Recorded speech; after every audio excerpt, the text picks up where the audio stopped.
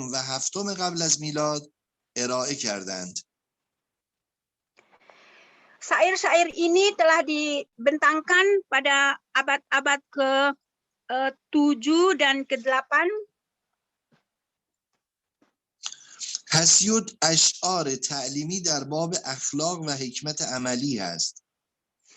Hasiud adalah syair-syair yang berkenaan dengan akhlak. و همطور درباره ساختار عالم خدایان از حیث آفرینش هستند. Dan demikian juga mengacu pada tentang penciptaan alam oleh Tuhan. اشعار هومر در بعد هنر و نمایش کلاسیک آتن بود. Adapun syair-syair yang dikembangkan oleh Umar adalah berkenaan dengan budaya dan seni klasik. ویژگی‌های تفکر یونان باستان در این دوره عبارتند از Adapun ciri-ciri khas daripada periode Yunani kuno ini adalah sebagai berikut. یک، هیچ گونه مرزبندی بین مباحث فلسفی، علمی، دینی و اسطوره‌ای وجود نداشت. Satu, tidak ada kodifikasi atau tidak ada pemilahan antara kandungan keilmuan, filsafat, agama atau khurafat-khurafat. نکته دوم این که هیچ گونه منابعی که قابل اتکا باشه در باب فلسفه سیاسی وجود نداشت. Yang kedua adalah ciri kedua adalah tidak ada sumber yang meyakinkan yang memuat falsafah siasi, falsafah politik di dalamnya. نکته سومی که در گزارش هایی که از این دوره ارائه میشه بی‌طرفی رعایت نشده. Dalam yang ketiga adalah laporan-laporan yang disampaikan tidak terdapat petaraf atau memiliki tekanan pada satu golongan ke golongan yang lain. یا تفسیر جانبدارانه ارائه شده یا اینکه نقد مغرضانه صورت گرفته. این چهارمینه؟ نه همونه. یعنی میخواد بگی که اون بی‌طرفی علمی چون نبود، حالا یا تفسیر جانبدارانه انجام دادن یا نقد مغرضانه. Masih lagi sebagai ciri yang ketiga, laporan-laporan yang diberikan pada periode ini tidak memberikan tafsiran-tafsiran yang berkenaan dengan istilahnya satu kelompok tertentu atau satu bahagian yang tertentu, tidak menunjukkan hal itu. در دوره اسطوره‌ای سه موضوع اندیشه بسیار اهمیت داشت. Dalam periode usturei atau periode khurafat ada 3 perkara yang perlu diperhatikan. اولین مسئله راجع به این بود که قهرمانان در کجا متولد میشن و خاستگاه رشدشون کجاست. Yang pertama adalah masalah para pahlawan itu dari mana munculnya dan apa yang menyebabkan mereka terbentuk menjadi pahlawan. مسئله دوم راجع به بلوغ و ارزش نیرومندی انسان بود. Masalah yang kedua adalah dewasanya manusia itu bagaimana. مسئله سوم مربوط به مرگ و سرنوشت غمناک پس از آن بود. Masalah yang ketiga adalah berkenaan dengan masalah kematian dan kengerian yang terjadi setelahnya. نوعی حیرت و راز آلودگی درباره مرگ و جهان پس از مرگ در اونها وجود داشت. Segi kehairanan atau pemahaman yang mendalam terhadap perkara kematian. از قرن ششم قبل از میلاد فلسفه ایونی شکل میگیره. Dari abad ke-6 sebelum Masehi terbentuk Yuni, Farhang Yuni. ایونی احسن ایونی. Ya. بله. Terbentuk فلسفه بله. budaya Yuni. بفرمایید. فلسفه ایونی مکاتب مختلف هستی شناسی رو در خودش جمع کرده بود. Penulisan falsafah Yuni ini memiliki penulisan yang beraneka ragam mengenai alam. و از روش مطالعات طبیعی و حسی برای شناخت جهان استفاده می‌کرد. Dan menggunakan metode alamiah dan indrawi. افکار میلتوسی و افکار فیثاغورس در این دوره اهمیت پیدا کرده بود. Oleh karena itu ada kepentingan utama cara kerjanya Miletus dan Pythagoras dalam hal ini. فیثاغورس معتقد بود که ارواح می توانند در اشیاء مختلف حلول پیدا بکنند. Pythagoras memiliki kepercayaan bahwa ruh yang beraneka dapat memasuki kepada benda-benda lain. و این خصلت الهی روح بشریت است. Dan ini adalah ciri daripada kemanusiaan. که می تواند در کیهان یعنی جهان هستی انعکاس پیدا کند. Yaitu ruh manusia dapat memberikan pengaruh kepada alam semesta. مکتب الهایی که پارمینیدوس و زنون ارائه داده بودند 3 مدعا داشت. Berkenaan dengan ini ada 3 klaim yang dilakukan oleh Ismes 3 Cibut. ادعا داشت. آقای پارمینیدوس و زنون. Parmenides wa Minu memiliki Zenon memiliki 3 hal yang disampaikannya. اولین ادعاشون این بود که جهان ثابته و در واقعیت امر چیزی به نام تغییر اصلا وجود نداره. Klaim yang diberikan oleh dia adalah bahwa dunia ini tetap dan tidak ada perubahan. نکته دوم این که وجود یا هستی یک امر واحد بیشتر نیست. Poin yang kedua yaitu keberadaan ini adalah satu keberadaan yang satu saja, tidak berbilang.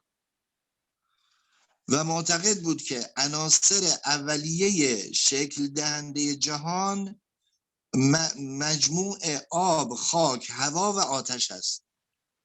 Dan dia meyakini bahwa unsur-unsur yang telah membentuk dunia ini adalah terdiri daripada air, api, udara, dan ada 4. Air, api, udara, dan angin. Dan tanah. در همین دوره اشخاصی بودند که به اونها اتمیست میگفتند. Pada masa ini dikenallah yang disebut periode atomis. اینا معتقد بودند که جهان از ذرات ریزی به نام اتم شکل گرفته است. Mereka meyakini bahwa alam semesta ini terbentuk daripada benda kecil yang disebut dengan atom. یک گرداب و آشوب در بین اتم‌ها باعث پیدایش عالم شده است. Ada satu lingkaran yang membentuk di atom itu yang menyebabkan terciptanya alam nih. و هر اتم شبیه با دیگری جذب دیگری شده. Dan setiap atom yang ada kesetaraan, keserupaan, dia akan saling menarik. روح انسان برخواسته از اتم‌های کروی شکله. Ruh insan juga terbentuk daripada atom kurawis. Ini و ismi yo, شبیه اتم های آتش. dan dia Bale. menyerupai atom api. اتم های روح بعد از مرگ منتشر میشن. Atom ruh itu setelah kematian akan terjadi pemecahan. در قرن پنجم قبل از میلادی گروه دیگری به نام سوفسطائیان شکل میگیرند. Pada abad ke-5 sebelum Masehi terbentuk para kelompok Sufistion. Para sufi. سوفسطائیان. اینا معتقد بودند که جستجوی کشف حقیقت فایده ای نداره. Mereka ini meyakini bahwa pencarian tentang hakikat tidak ada gunanya. چون یا حقیقتی وجود نداره یا قابل کشف نیست. Dikarenakan hakikat itu tidak ada dan tidak mungkin untuk ditemui. و اگر هم قابل کشف باشه قابل بیان نیست.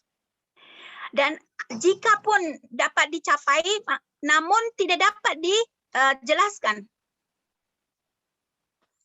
اینها آموزگاری فنون مختلف رو بر عهده داشتند.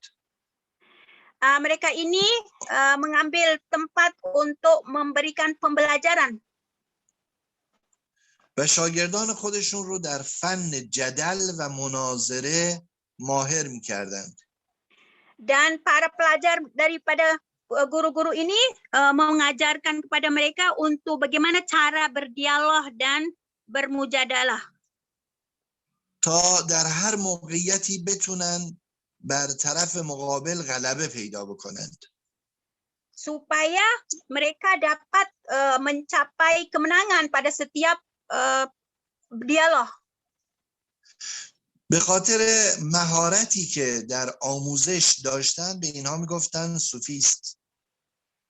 Dikarenakan mereka memiliki kemahiran dalam berdialog, maka mereka dinamakan sufis. سوفیست به معنای دانشمنده. Sufis berarti para pelajar. سوفسطائی‌ها به گونه‌ای مباحث رو پیش می‌بردن و معتقد بودند که سیاست چیزی جز بازی زبانی و غلبه بیان نیست. Para sufis ini meyakini bahwa politik itu tiada lain hanyalah permainan bahasa saja. سیاست رو کسانی میتونند برنده باشند در اون که به کمک بازی زبانی بتونن بیان مسلط رو عرضه کنند. Seorang siasatmadar atau seseorang yang memiliki, yakni menjadi politikus yang berhasil adalah yang pandai memainkan bahasa. میگفتن که در قلمرو سیاست هیچ حق و باطلی وجود نداره. Mereka mengatakan bahwa dalam masalah siasat ini tidak ada hak dan batil. پس از راه سیاست نباید انتظار داشت که به حقی دست پیدا بکنیم. Oleh karena itu, dari politik tidak dapat diharapkan untuk mendapatkan kebenaran. اونا کسانی بودند که در دادگاه به عنوان وکلای قوی شمرده می شدند. Mereka ini adalah kelompok yang dianggap kuat dalam peradilan. با ادله قوی حق را باطل و باطل رو حق جلوه می‌دادند. Mereka telah dengan dialog, dengan argumen yang kuat, mereka dapat menyatakan bahwa keadilan itu adalah batil, kebatilan itu adalah adil. به خاطر همین به این نتیجه رسیدن که انگار اصلا حقی وجود نداره. Oleh karena itu mereka menyatakan seakan-akan kebenaran itu tidak dapat dicapai. اما سقراط به مبارزه با تفکر سوفسطایی برخاست. Akan tetapi Sokrat datang, dia berhadapan menentang pemahaman sufis ini. دیدگاه سقراط بر مدار خودشناسی و فضیلتگرایی بود. Pandangan Sokrates adalah berkenaan dengan pengenalan diri dan pengenalan pengetahuan yang benar. سقراط معتقد بود که سر انسان مظهر عقل و تفکر هست. Sokrat meyakini bahwa kepala manusia ini adalah memuat akal dan و سینه kebijaksanaan. انسان مظهر خواست و اراده است. Dan dada manusia adalah tempat kehendak. و پایین‌تنه انسان مظهر میل، هوس و تمناست. Dan berkenaan dengan aurat manusia adalah berkenaan dengan syahwat manusia. هر یک از این سه قسمت گویای یک ایدئال انسانی هم هستند. Dari segi-segi ini semacam adalah sebagai keutuhan kemanusiaan. کمال عقل در جستجوی دانایی و حکمته. Kesempurnaan akal adalah dalam pencariannya tentang ilmu pengetahuan. و کمال اراده در جستجوی شجاعت هست. Dan kesempurnaan kehendak atau keinginan adalah ketika dia mencari. و کمال میل در جستجوی عفت هست. Dan kesempurnaan syahwat adalah dia menjaga diri atau memperlakukan syahwatnya dengan ifat. هرگاه انسان بتواند حکمت، شجاعت و عفت رو در خودش پیاده بکنه به عدالت دست پیدا میکنه. Setiap manusia yang dapat mencapai hikmat, شجاعت، عفت, keberanian dan ifat ini adalah dia telah mencapai kesempurnaan kemanusiaan. انسان معتدل و عادل کسی است که این سه ویژگی رو داشته باشه. Manusia yang seimbang adalah ketika dia memiliki ketiga kategori kebaikan ini. به همین جهت برای سقراط هارمونی و تعادل انسان اهمیت زیادی داره. Dengan sebab ini, Sokrat menilai bahwa keseimbangan manusia adalah sangat penting. معتقد بود که طبقات جامعه هم باید بر اساس اعضای بدن تنظیم بشه تا اعتدال برقرار بشه. Nah, Sokrat juga meyakini bahwa kelompok-kelompok masyarakat juga harus memiliki kategori ini. سر جامعه که جایگاه حکومت درونه مظهر عقل و نخبگی جامعه است. Kepala pemerintahan merupakan sebagai akalnya masyarakat. و از جنس طلا او رو تلقی می‌کرد. Dan dia memberikan simbolik itu akal ini adalah dari jenis emas. معتقد بود که سینه جامعه همان حکام و قوای انتظامی هستند که از جنس نقره هستند. Adapun dada itu adalah serupa dengan seperti polis atau pertahanan bagi sebuah negara, dan dia adalah jenis daripada perak. پایین‌تنه جامعه دهقانان، کشاورزان و صنعتگران هستند که از جنس مس هستند. Adapun bagian yang ketiga daripada badan itu adalah kelompok daripada para pekerja petani, para pekerja pabrik dan sebagainya, dan kelompok daripada tembaga. معتقد بود که عدالت جامعه این است که هر کدام از این اعضا کار خودش رو انجام بده.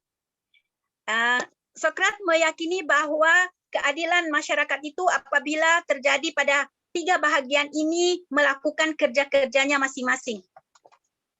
اگر حاکم کار حکومت و نیروی انتظامی کار انتظام و کشاورزان هم کار خودشون رو درست انجام بدن، عدالت در جامعه تحقق پیدا میکنه. Jika pemimpin negara melakukan kerja-kerja kerajaan hukumatnya, kepemimpinan dalam hukumatnya, dalam pemerintahannya, dan kemudian kepolisian atau keamanan juga menjalani tugasnya untuk mengamankan negara, demikian juga para petani melaksanakan tugasnya, maka ini terjadilah keseimbangan dalam masyarakat. افلاطون شاگرد سقراط نظریه مسل رو مطرح کرد. Plato adalah murid daripada Sokrat. Dia membentangkan teori musul, ide-ide. و معتقد شد که جهان موجود جهان سایه هاست. Dan Plato meyakini bahwa alam semesta ini adalah alam ide-ide. واقعیت این جهان رو باید در عالم مسل مشاهده کرد. Kenyataan daripada alam ini hendaknya dilihat dalam ide-ide. افلاطون مثال غاری رو مطرح میکنه که در اون همه افراد به سمت دیوار انتهای غار نشستن و دست و پاشون به زنجیر هست.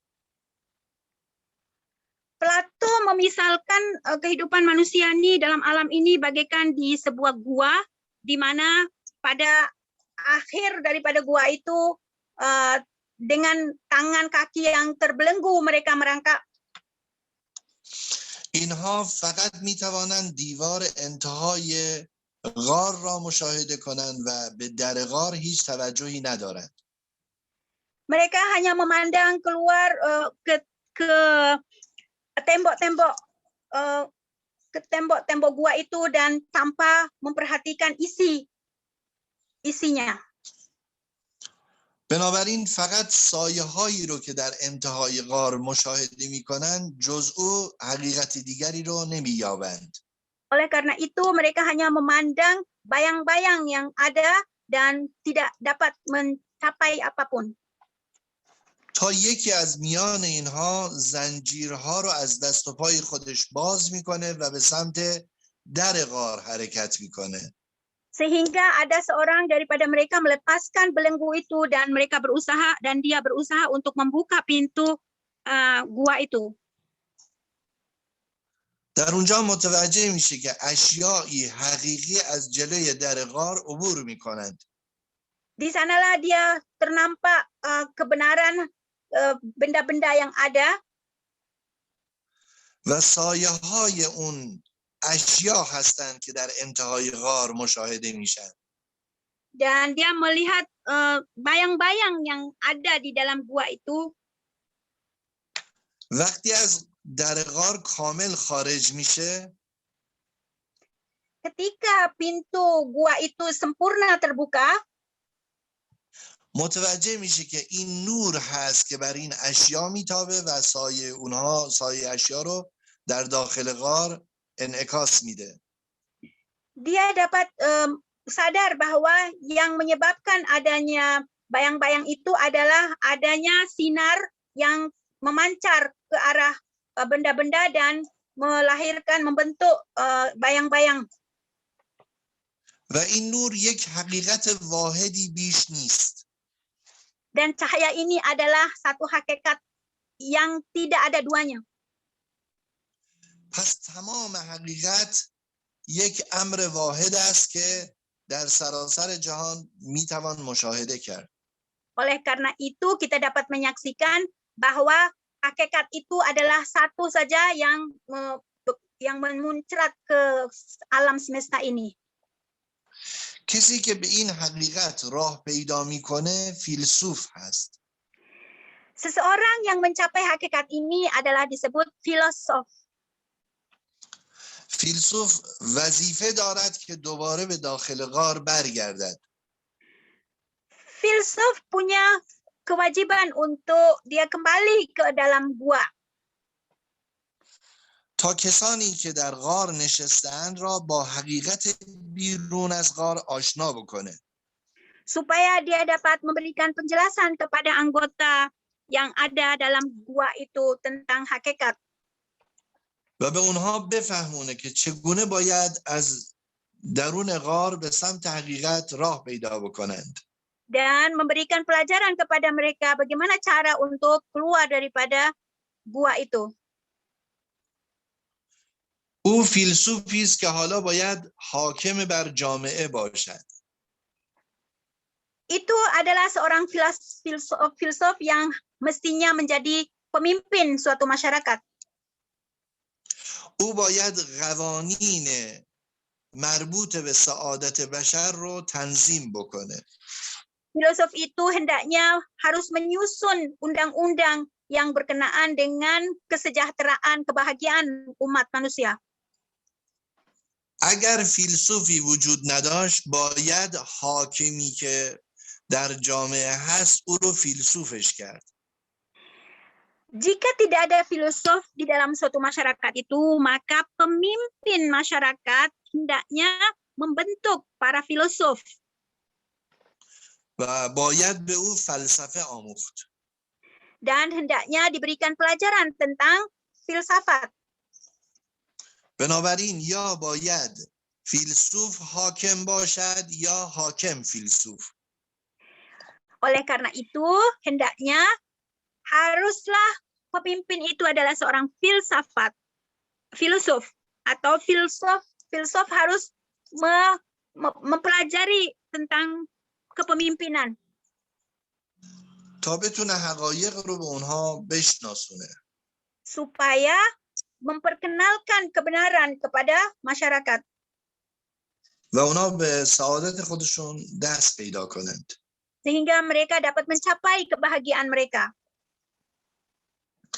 ارسطو شاگرد افلاطون هست و برخلاف افلاطون ایده مسل رو قبول نداره. Aristoteles adalah murid daripada Plato yang memiliki pandangan yang bertentangan dengan musul. ارسطو معتقد بهترین زندگی در بهترین حکومت به دست میاد. Aristoteles meyakini bahwa paling baiknya kepemimpinan negara adalah diperoleh dari seorang pemimpin yang baik. و بهترین حکومت آن است که سعادت جسم، روان و مال رو برای مردم فراهم کنه. Dan paling baiknya kepemimpinan itu yang dapat mencapaikan kebahagiaan manusia dari segi keperluan ruh dan jisimnya. و اموال رو هم مطرح میکنه. Dan memiliki harta benda. به نظر او سعادت روح و روان انسان از سعادت جسم و سعادت اموال که امور خارج از جوهر آدمی هستند برتری داره. Menurut Aristoteles bahwa kebahagiaan manusia ini terletak pada harta dan jisimnya. ارسطو معتقده که نظام‌های سیاسی می‌توانند متعدد باشند. Aristoteles meyakini bahwa sistem kemasyarakatan itu bisa saja beraneka ragam. و هیچ نظام سیاسی مطلوب کامل نیست. Dan tidak ada sistem politik itu yang sempurna. و هر یک از سیستم‌ها یا نظام‌های سیاسی یک سری ویژگی‌های مثبت و منفی دارند. Dan setiap sistem politik itu memiliki segi baik dan buruk. اینها متفکران دوران یونان باستان هستند. Mereka ini adalah para pemikir yang ada pada periode Yunani kuno. بین از دوره ارسطو تا ظهور مسیحیت 4 مکتب شکل گرفتند. Dari abad Aristoteles hingga Masehiat adalah ada 4 periode. اینها به مکاتب حائل یا مکاتب هلنیستی معروفند. Mereka ini terkenal dengan maktab Hellenism. اینا معروف بودند به مکاتب حائل یا مکاتب هلنیستی.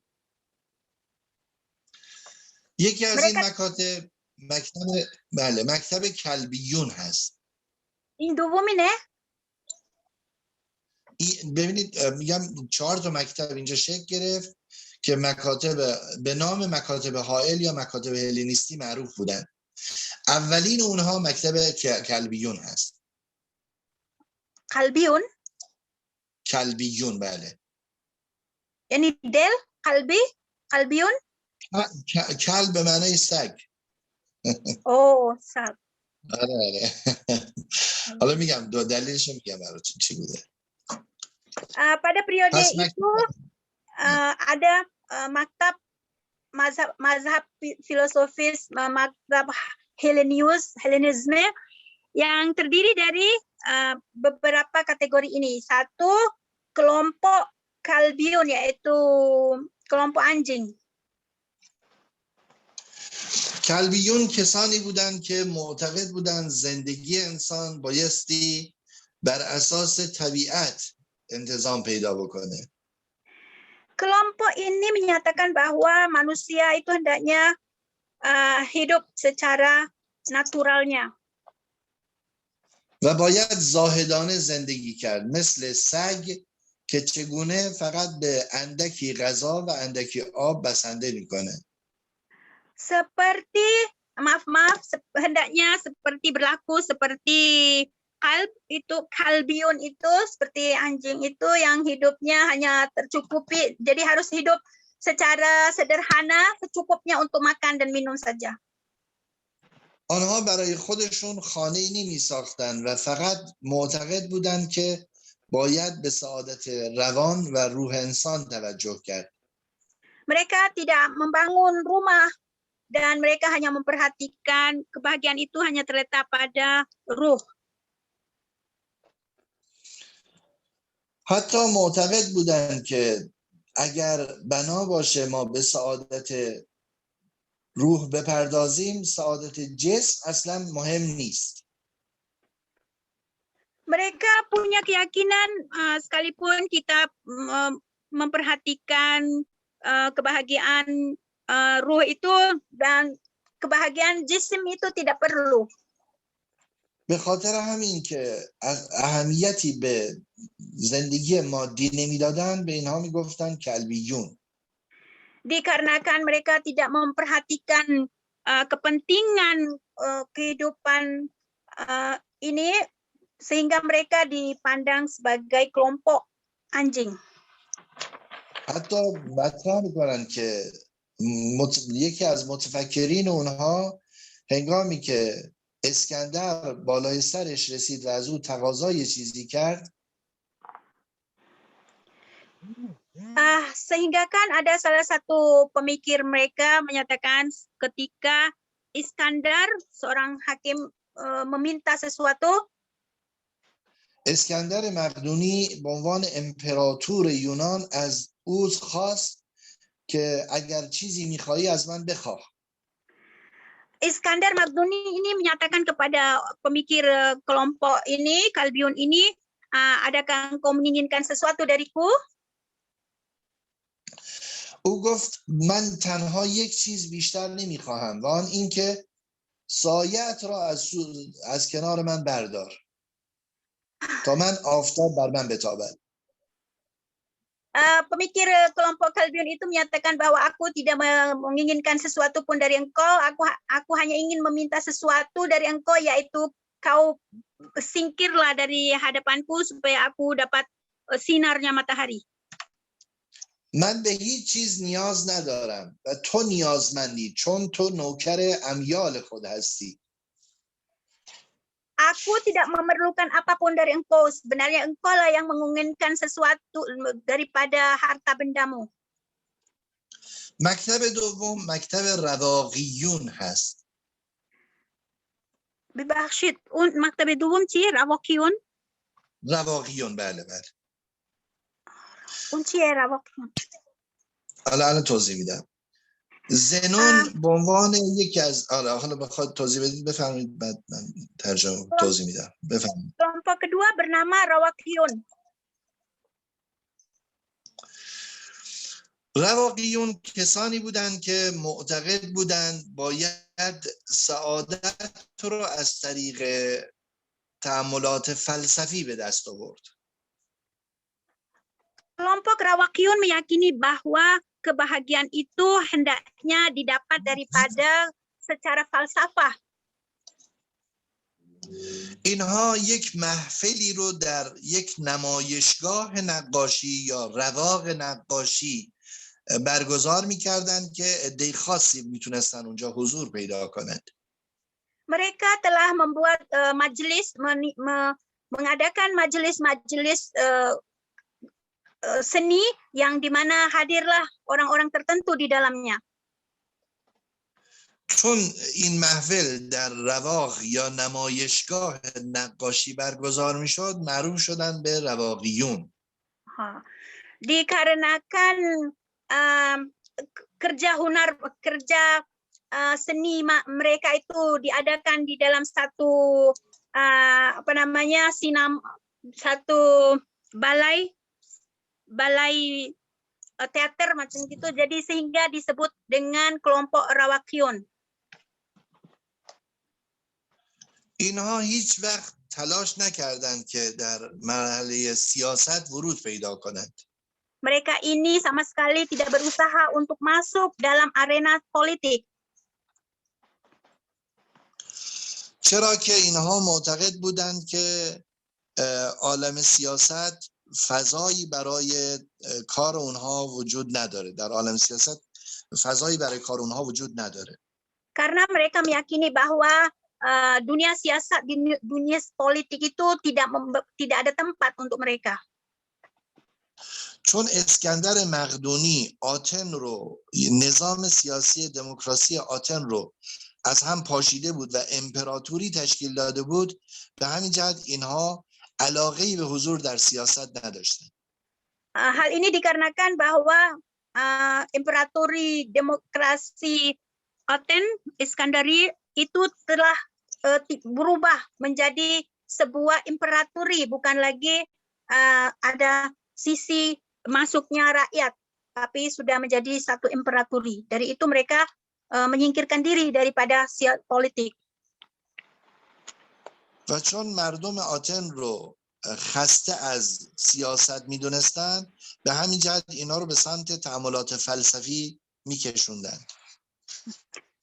Dikarenakan rakyat telah penat daripada politik ini Aten, maka mereka menyingkirkan diri untuk mendalami tentang filsafat. مکتب سوم مکتب اپیکوریان هست. Kelompok yang ketiga atau madhab yang ketiga yaitu Epikurion. رهبر این مکتب به نام اپیکور بود و مکتب به همین جهت به اپیکوریان معروف شد. Madhab ini didirikan oleh yang bernama Epicure. Oleh itu madhab ini dinamakan Epicurean. اینها معتقد بودند که باید به لذات جسمی توجه ویژه کرد. Kelompok ini mempunyai keyakinan bahwa hendaknya diperhatikan kelezatan jisim. و معتقد بودند که باید از دنیا نهایت لذت رو برد. Mereka mempunyai keyakinan hendaknya sampai sebatas apapun hendaknya dinikmati kelezatan dunia ini. و اساساً به لذت معنوی توجهی نداشتند. Dan secara asas mereka tidak memperhatikan kenikmatan roh. مکتب چهارم مکتب شکاکیت یا سوفسطایی است.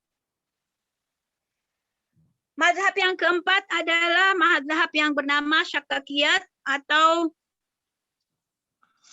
این مکتب بله این مکتب اگرچه از قبل وجود داشت اما دوباره احیا شد. Maktab ini atau mazhab ini sebelumnya sudah ada, namun sekarang dihidupkan kembali. بعد از این 4 مکتب هلنیستی مسیحیت ظهور و بروز پیدا میکنه.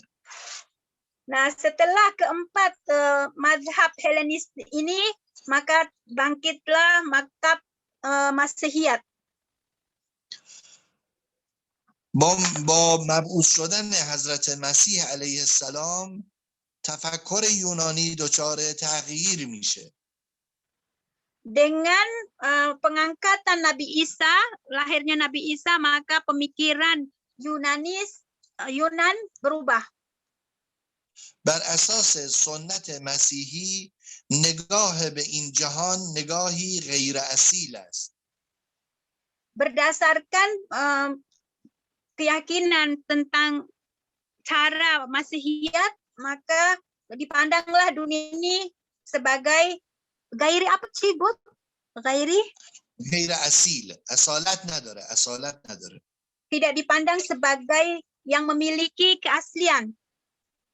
اون چه اصالت دارد ملکوت خداست که همه انسان‌ها در برابر او یکسان هستند.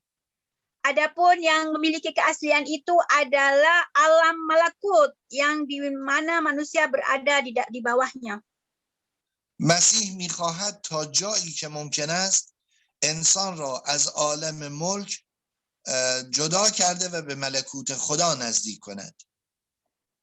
Masihi menginginkan hendaknya manusia ingin dibawa menuju memisahkan alam ini dengan mencapaikan manusia ke alam malakut Allah. این نوع تعالیمی که از مسیح علیه السلام امروزه ما در تعالیم انجیل میبینیم پیامدهای اجتماعی سیاسی مشخصی داره. Yang kita dapat saksikan dalam pembelajaran Nabi Isa dalam yang dimaktub dalam Injil dapat disaksikan bahwa ada kepahaman pemikiran politik di dalamnya. همونطور که میدونید اناجیل واقعی یا انجیل مقدس امروز وجود خارجی نداره و اون چه که هست تعالیم انجیلی هست که مدتها بعد از میلاد مسیح علیه السلام منتشر شده. Namun Injil yang asli sekarang ini kita tidak dapat menyaksikannya di luar, namun yang kita saksikan adalah Injil yang telah ditulis setelah beberapa abad setelah ditinggalkan oleh Nabi Isa. بر اساس تعالیم انجیلی که وجود داره امروزه بین دین مسیحی و قدرت سیاسی نوعی ناسازگاری وجود داره. Namun yang ditulis dalam Injil yang sekarang ini adalah di mana ada pemisahan antara agama dengan politik. به نحوی که از یک سو این کتاب به تبعیت از قوانین ملکوتی ما رو تشویق میکنه. Adapun walaupun kitab Injil yang sekarang ini memacu kita untuk menggapai alam malakut, در عین حال از ما میخواد که از امپراتور تبعیت بکنیم. dan juga menginginkan kepada kita untuk mengikuti imperator. و معلومه که این دوتا با هم دیگه توافق و سازگاری ندارند. Dan dapat diketahui bahwa kedua ini adalah sesuatu hal yang saling bertentangan. از دیگر پیامدهای تعالیم انجیل موجود اینه که ما باید با پیشرفت‌ها و توسعه‌های مادی بشر مقابله بکنیم و از انحطاط و توسعه نیافتگی مادی حمایت بکنیم.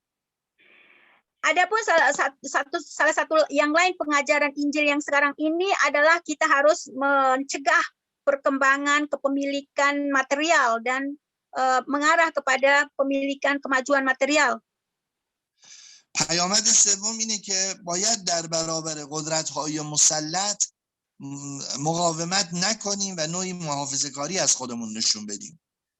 Dan nasihat yang ketiga daripada Injil yang sekarang ini adalah kita hendaknya tidak mengangkat senjata terhadap pemerintahan. و چهارمین پیامد اون اینه که بین حاکمیت الهی و حاکمیت بشری کاملا قائل به تفکیک باشیم.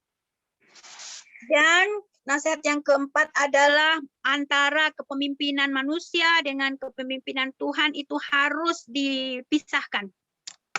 و به تعبیر دیگر حکومت سکولار رو در رابطه با دنیای خود بپذیریم.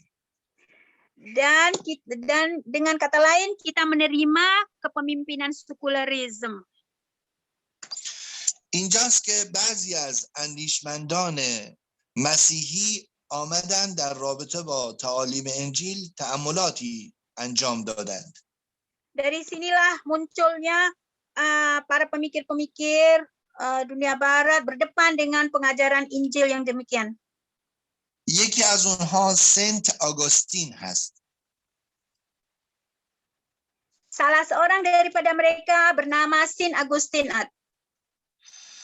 آگوستین معروف به آگوستین قدیس جزء تأثیرگذارترین فیلسوفان مسیحیت در قرون وسطی است.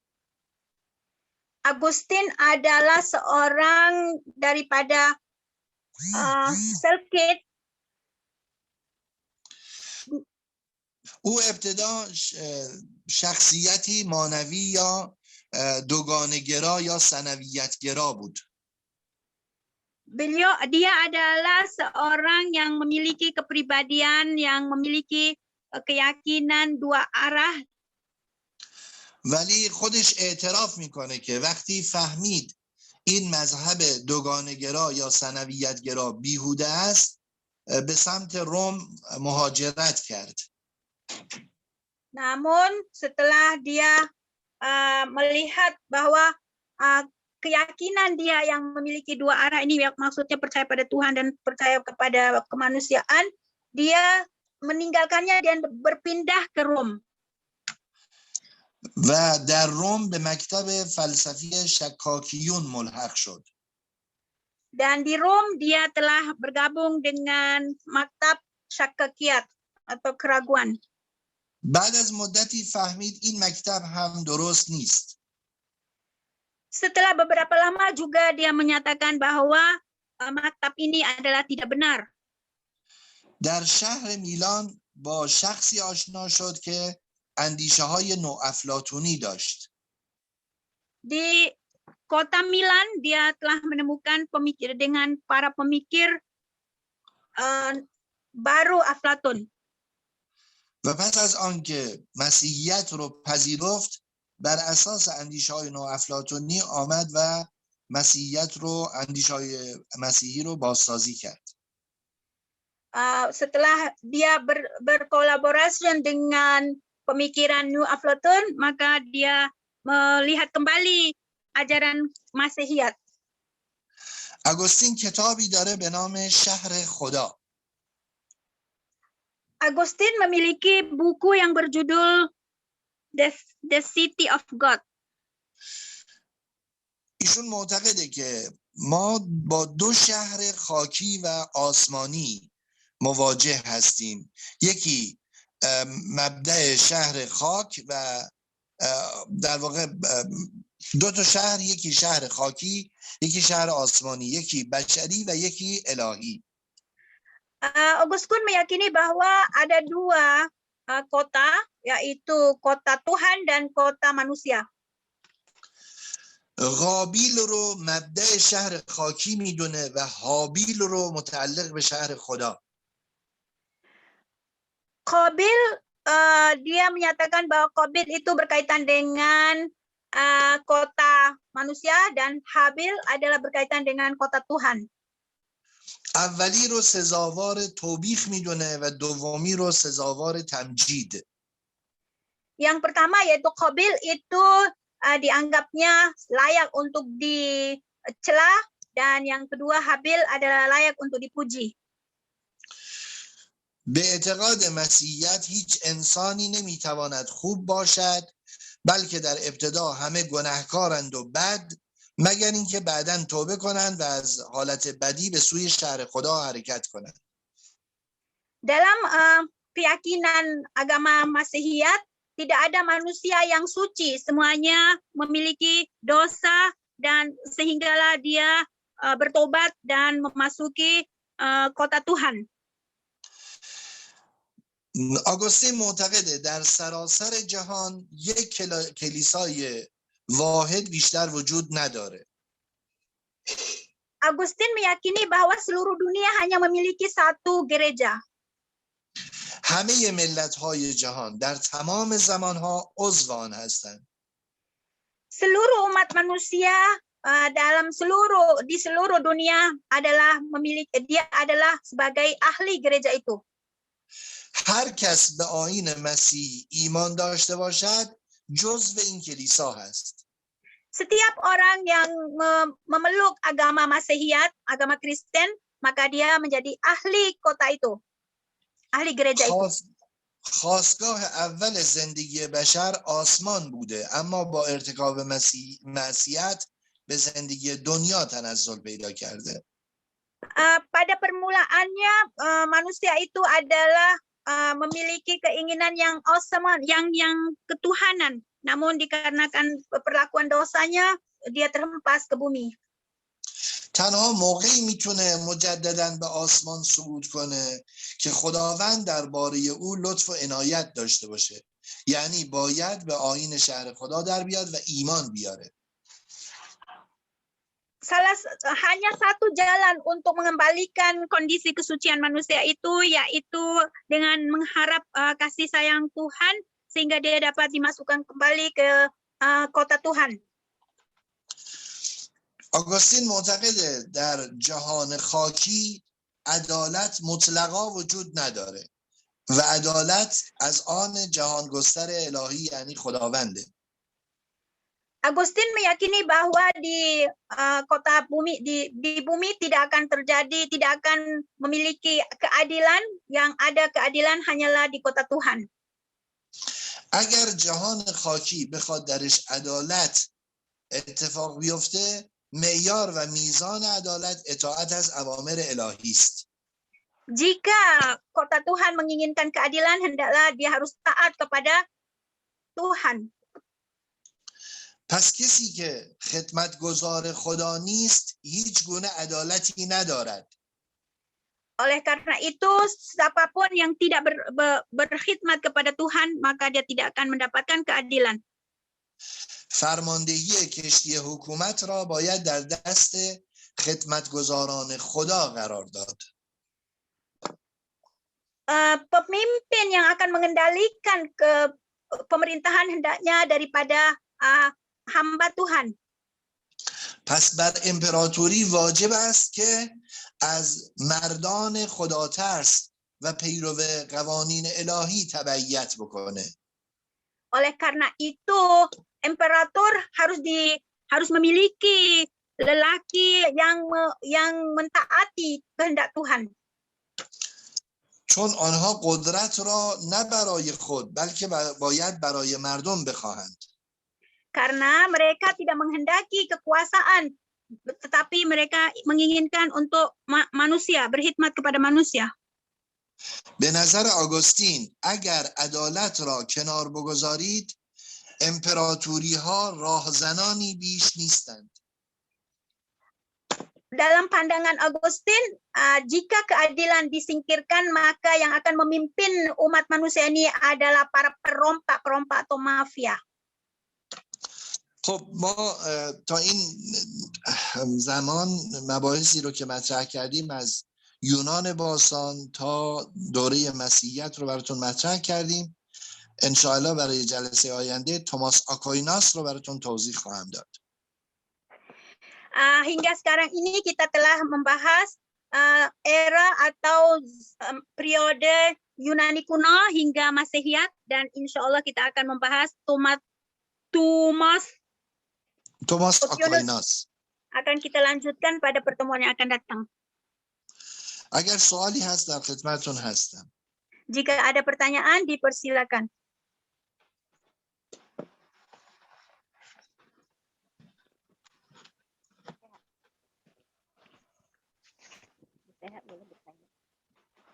Suara kecil sekali, Bulis.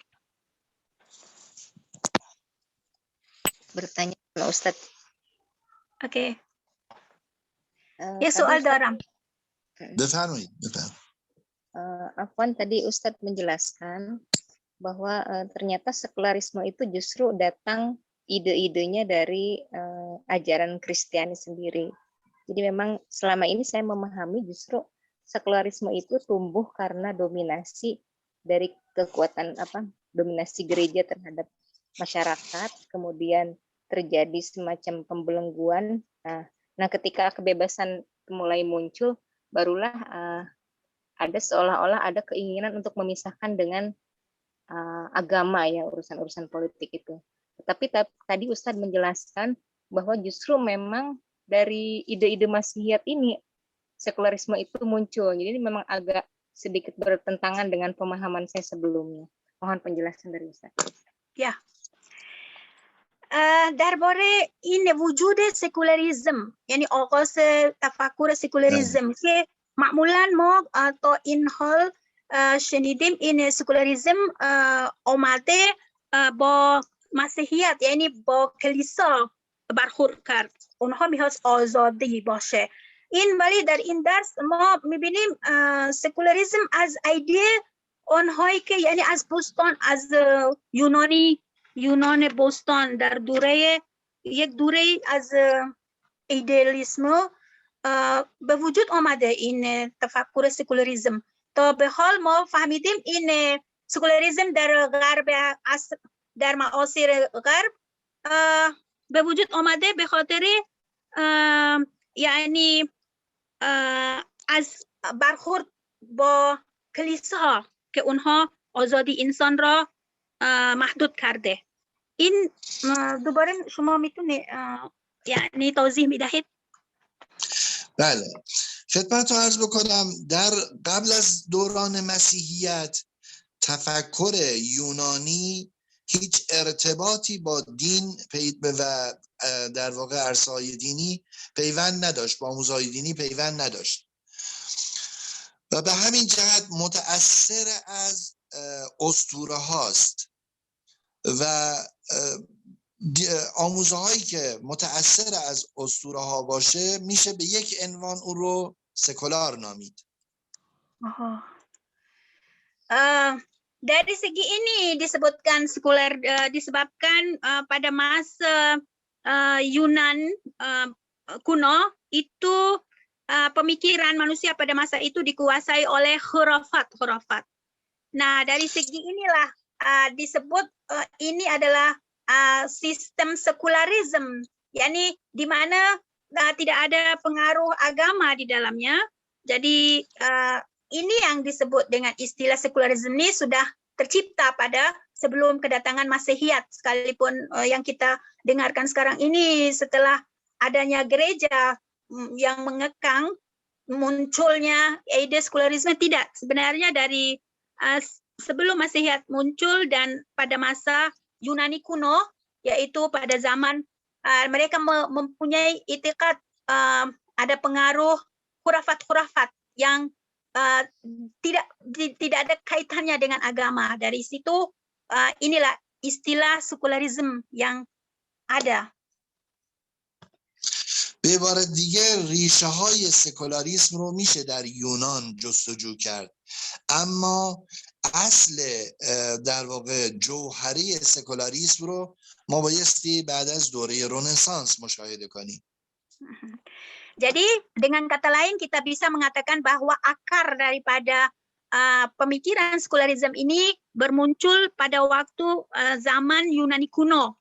Namun praktikal yang meluas itu setelah terjadinya abad di mana bergelutan dengan kefahaman gereja. حتی کتاب‌های اناجیل اربعه که توسط پولس قدیس از سال 50 یا 60 بعد از میلاد نوشته شده، اونها هم آموزه‌های سکولاریسم رو با خودش همراه داره. Kita dapat menelusuri juga dalam buku Injil 4 itu telah ditulis juga 50 tahun sebelum kelahiran Nabi Isa, istilah sekularisme ini sudah ada. اما از دوره رنسانس به بعد اندیشه ها به نحوی شکل میگیرند که کاملا در برابر کلیسا و در برابر اخلاق فضیلت قرار میگیرند.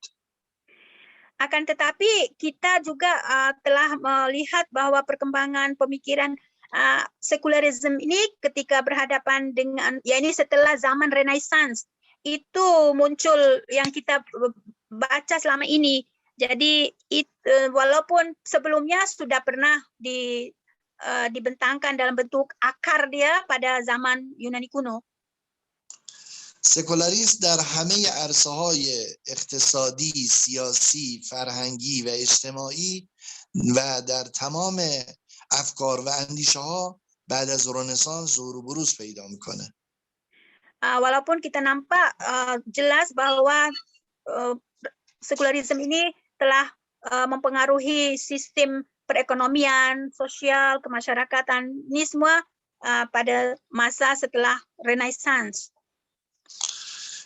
خدمتتون عرض بکنم نکته دیگه‌ای که باید در این مسئله من مورد توجه قرار بدم اینه که در اندیشه سیاسی ماکیاولی به عنوان پایه‌گذار جدایی سیاست از دین و اخلاق معرفی شده.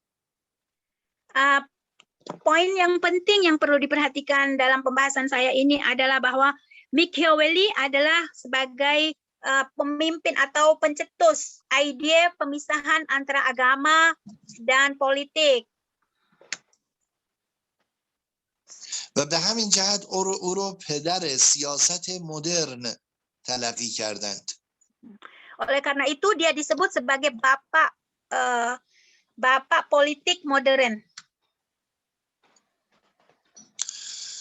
اما در عرصه‌های دیگر شخصیت‌هایی بودند که اونها رو هم میشه گفت جزء پایه‌گذاران تفکر سکولار هستند. Namun dalam periode-periode lain juga ada orang-orang juga yang bisa disebut sebagai para perintis sekularisme. آگوست در جامعه شناسی و کانت در فلسفه جزء پایه‌گذاران تفکر سکولار محسوب میشن. Augustine dalam bidang ilmu sosial dia sebagai perintis sekularisme, sedangkan Kant adalah perintis dalam falsafah, perintis sekularisme dalam falsafah. اما هیچ کدام از اینها رو نمیشه به عنوان بنیانگذاران اصل تفکر سکولار تلقی کرد. Namun kita tetap tidak dapat menyatakan bahwa mereka ini adalah sebagai yang asli pengasas sekularisme. چون این تفکر ریشه در فرهنگ یونان باستان داشت. Karena sekularisme ini memiliki akar budaya yang ada pada Yunani kuno. و این فرهنگ از گذشته تا کنون همچنان استمرار داره. Dan budaya ini dari itu hingga sekarang masih lagi berakar. و از این جهت ما نمیتونیم سکولاریسم رو یک محصول رنسانس فقط تلقی بکنیم. Oleh karena itu kita tidak dapat menyatakan bahwa sekularisme adalah hasil daripada abad Renaissance. اما می توانیم بست سکولاریسم رو بعد از دوره رنسانس بسیار جدی تلقی کنیم. Namun bisa kita katakan bahwa sekularisme terjadi sangat penting itu pada zaman Renaissance, setelah Renaissance. در دوره معاصر البته کسانی پیدا شدند که با تفکر سکولار کاملا مخالفند. Pada periode kontemporer ini ada orang-orang yang menentang sistem pemikiran ini Renaissance. و معتقدند که سکولاریسم نتوانست دین را کاملا از صحنه سیاست حذف کند. Dan mereka mempercayai bahwa sama sekali agama tidak dapat dipisahkan daripada politik. و معتقدند که جهان جدید جهان پسا سکولار هست. Dan mereka meyakini bahwa dunia sekarang yang baru ini adalah dunia setelah modern. به همین جهت میشه گفت که دنیای جدید دنیایی است که دین در صحنه سیاسی میتواند ظهور و بروز جدی داشته باشه. Dan dengan itu dapat dikatakan bahwa dalam era kontemporer ini adalah sebagai era agama dan politik yang bergandeng dengan politik secara nyata. در خدمتتون هستم اگر سوال دیگه باشه بفرمایید. Ada pertanyaan lain lagi? Saya akan berusaha menjawabnya.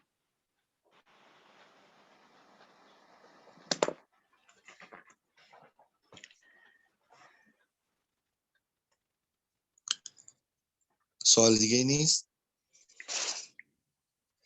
مثل که نیست. بسیار خوب. انشاءالله تا جلسه آینده روز شنبه ساعت 10 به وقت تهران در خدمتتون خواهیم بود. از شما مترجم انشاءالله تشکر kita akan می‌کنم. خیلی ممنون. خسته نباشید. بزرگوارید. شما هم خسته نباشید. خب hingga kita akan berjumpa lagi pada pertemuan yang akan datang pada jam yang sama insyaallah. والسلام علیکم و رحمت الله و برکاته. Waalaikumsalam. Waalaikumsalam. Thank you very much. Udah habis. خداحافظ. تشکر میکنیم. خواهش میکنم. من تشکر میکنم از شما. خانم شیخا تشکر میکنیم از ترجمتون. ببخشید شما چرا نیامدید؟ من کار دیگه داشتم که باید هر دو کار در یک زمان باید انجام بدم. ببخشید. زحمت شما شد. خب خسته نباشید. موفق باشید. Mikrofon saya bermasalah, tadi mau tanya lewat. Oh. Bisa tanya sama Kang Arif, berarti dijawab sama Kang Arif. Tanya Ustadz Hafid aja. Janganlah, saya belum layak jawab. Waduh. Loh, kalau ilmu-ilmu Kristen gini kan Pak Ubed yang ahli. Yunani Kristen. Justru itu saya mau nanya tadi. Gini, apa namanya? Saya juga dulu pernah mempelajari ini Helenisme ini dengan 4 kelompoknya itu, cuman saya masih belum menemukan padanannya dalam bahasa Indonesia. Kalau mungkin itu, Pak Ubed atau Mbak yang anjing itu sinisme, yang apa tadi lupa? Itu stoisme. Ada tulisannya nggak? Kalau ada tulisannya saya mau dong, biar saya bisa carikan ya. Ada banyak di internet. Maksudnya buku-buku juga banyak. Saya mau serius ini belajar istilah-istilah ini. Yang Rawakion itu stoisme, yang Epikurion itu epikurisme. Ada padanannya kok. Oke. Nanti dikasih infonya ya di grup ya atau di WA. Siap di grup nanti di grup. Ya, matur nuwun. Saya mohon diri. Ya, assalamualaikum warahmatullahi wabarakatuh.